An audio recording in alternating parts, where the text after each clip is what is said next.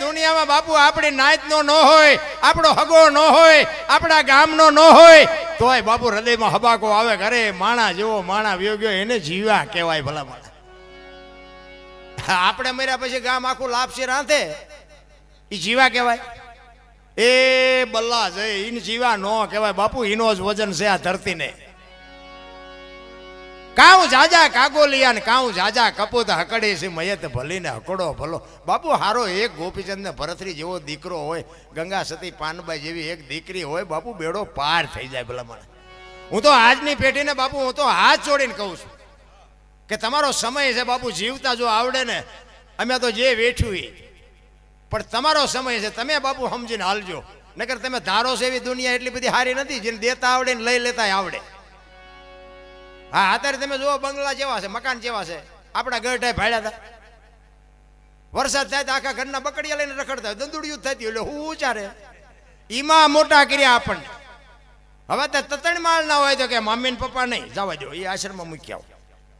એટલે આ છે એટલે મને તો એમ થાય કે આ સંપત્તિ મા બાપની ભેગી કરેલી, અને છોકરાઓ લઈને એમ કહે છે કે આ અમારું છે ને તમે વ્યા જાઓ.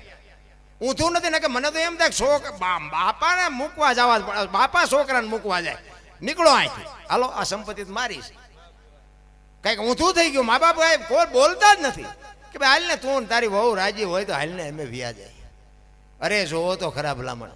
અમે એક જગ્યાએ સંતનો મેળાવડો હતો ને, આ બધા સંતો બેઠા, એવી રીતના સંતનો મેળાવડો હતો ને આવી રીતનો પ્રોગ્રામ હતો. મને બોલાયો હતો. સંતો મને બધા બહુ માને, ગમે એમ હોય મારું, અને સંતોની જ કૃપા છે ભાઈ. મને માણા બનાવ્યો હોય તો સાધુએ બનાવ્યો છે. એટલે આપણે બંદૂક લઈને ઊભા હોય તો કાંઈ ફેર નહોતો પડતો. હા આપણે ધોકા જ ફેરવતા હતી ને બાજવામાં ફેરશું. અત્યારે અમારા મોઢામાં લાકડા ભરાવ, બોલો દરબાર હોય ત્યારે ઘરનો ફલાણું. મેં કીધું ભાઈ તમે થોડાક મોડા ભેગા થયા.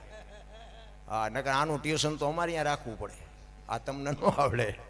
પણ માર્ગે સડ્યા સીધું સડવા દો તો સારું, નકર અમારું બે બગડશે. એ સંતોનો મેળાવડો હતો ને, એમાં મને બોલાવ્યો હતો, હું ગયો. પછી એક બાપુ હતા ને, એને કીધું, સત્સંગ કર્યો બાપુએ ઘડી. પછી બાપુએ મને કીધું કે તમારા જેવા કલાકારો બધા કહે છે, અમે સંતો બધા કહે છે, પણ સારું કે કોઈને મા બાપ ગમતા જ નથી. આ કેવું કહેવાય?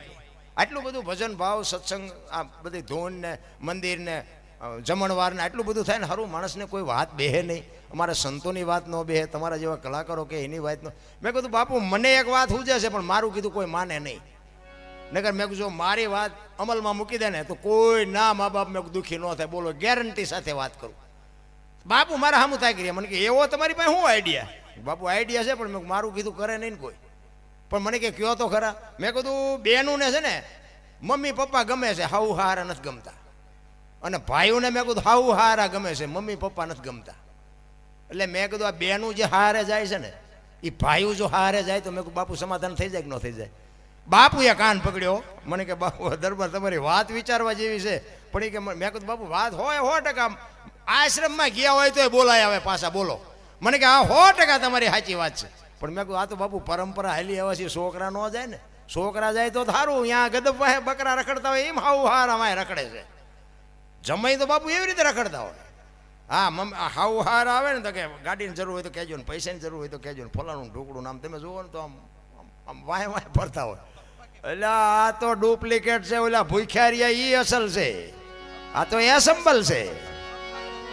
પપ્પા કે પપ્પા બોલો. હવે આ ઓલા ભૂખ્યા વળખાય ઈ પપ્પા છે, આ પપ્પા નથી. અરે તમે જોવો તો, અને પાછા દુનિયા સ્વીકારે છે. તમે જોવો કોઈ વિરોધ નથી કરતો ને કે મારો દીકરો બાપુ ઈ ન રાખતો હોય તો મારો પાડોશી હોય એને જ કહેવું પડે ને, એટલે તારા બાપાએ તમારા હાટું આટલું કર્યું છે, તમે એને બે ટાઈમ રોટલો ન દે, કોઈ કહેતું જ નથી. કારણ કે એ આપણી એકતા નથી કે એ હળગે ને હળગવા દો, ભલે જાય જાય અહીંયા ઈવડા એ રાજી થાય. બોલો એટલે અમારે અહીંયા હળગે છે, કાલ તારા અહીંયા જ વંટોળિયો આવવાનો, બધે આમ જ આવેલું છે. અરે તમે જોવો તો તમે બુદ્ધિના એવા ગાળિયા થયા. ભણતરની જરૂર છે, ને ભણતર વગેરે બાપુ હાલે એવું નથી.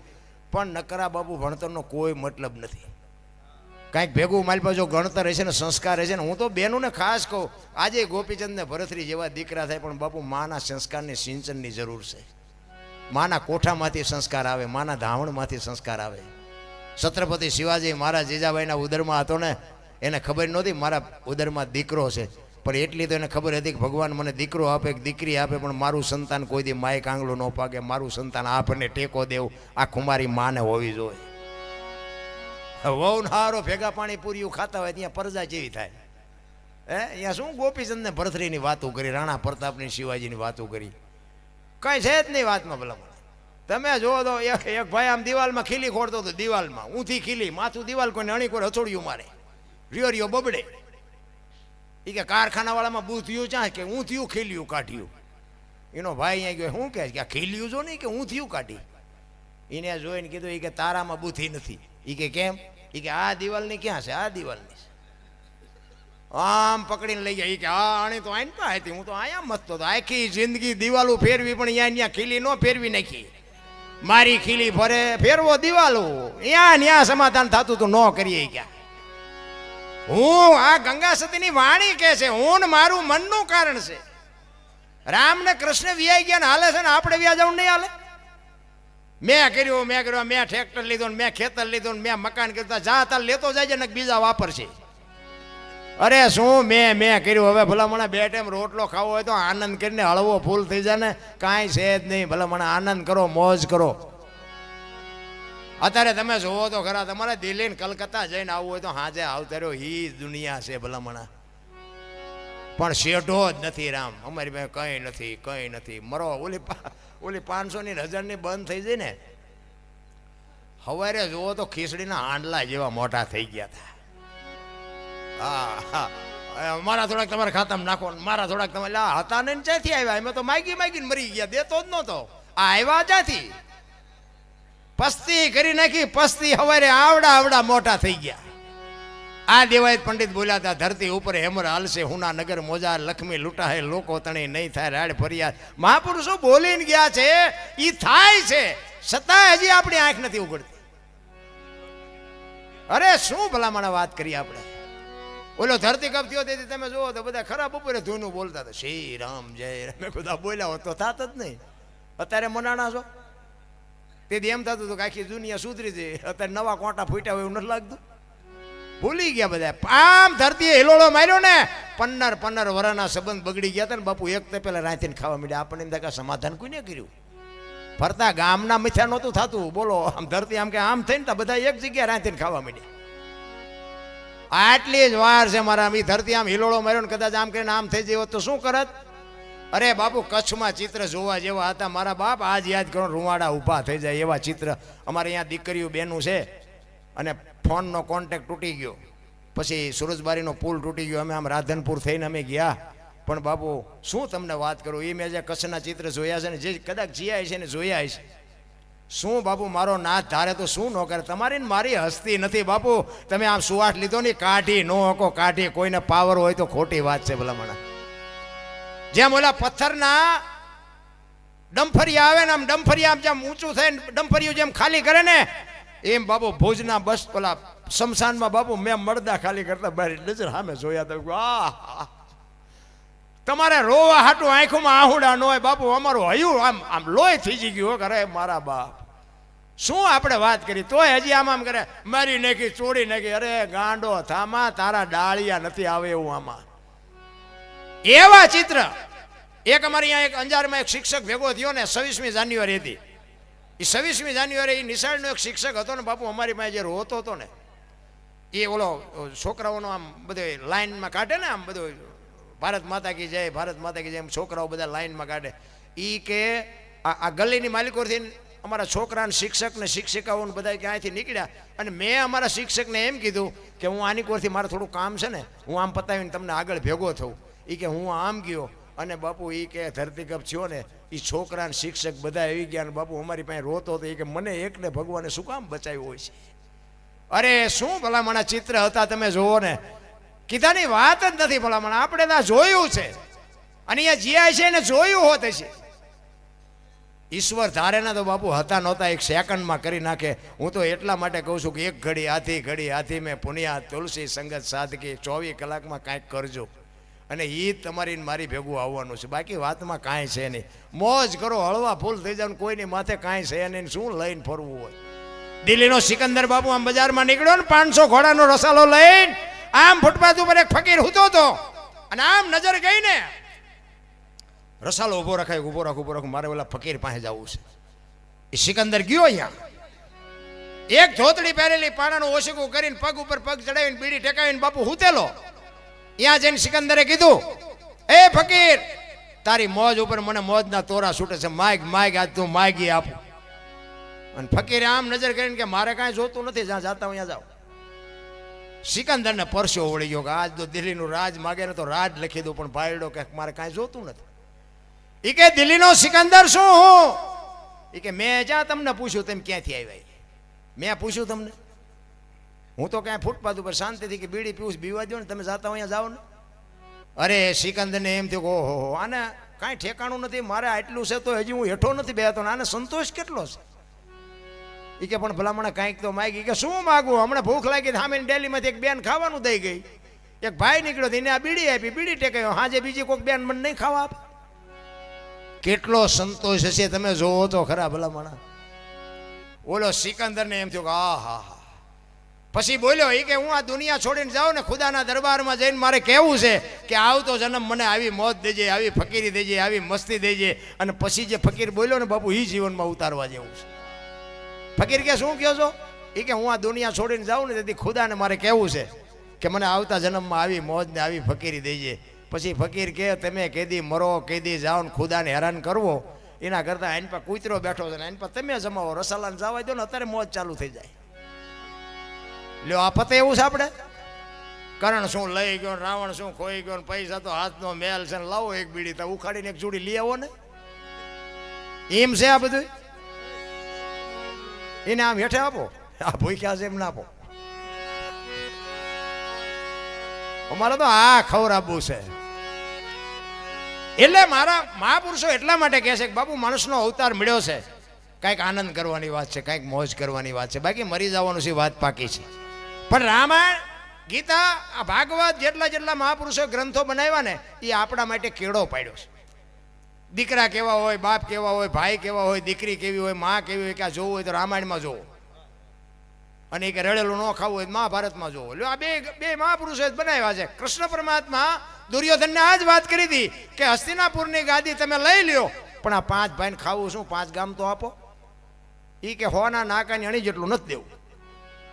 એ કે તો બાજવું પડશે. કે બાજવું છે પણ દેવું નથી. લ્યો બધાને ખબર છે આ બધા બાજ્યા, શું કાઢ્યું. અને આ રામાયણ અખિલ બ્રહ્માંડના માલિક રામચંદ્ર પરમાત્મા જેથી વનમાં જાય ને, તેથી લક્ષ્મણને કહે છે, લક્ષ્મણ 14 વર્ષ કાલ પૂરા થઈ જાય, નું આવતો રહીશ, બાપનું ધ્યાન રાખજે, રાજનું ધ્યાન રાખજે. અને અખિલ બ્રહ્માંડના માલિક રામચંદ્ર પરમાત્માને બાપુ લક્ષ્મણજી કહે છે કે મોટા ભાઈ, મર્યાદાનો ભંગ થતો હોય તો મને માફ કરજો. તમે મારા બાપ છો ને સીતા મારી માં છે, મારા મા બાપ વનમાં જતા હોય તો અયોધ્યાનું રાજ જેને જોઈને મુબારક. બાપુ નોખી માયુના છોકરા, વિચાર કરજો ને કે અયોધ્યાની ગાદી એટલે દશરથ તારો દરબાર, ઇન્દ્ર જેની આશા કરે તેથી ભાઈઓ વિનાનું ભેકાર, કડવું લાગે કાગડા. અયોધ્યાની ગાદી બાકસના ખોખા ઘોડે રખડતી હતી, કોઈ ધણી નહોતો.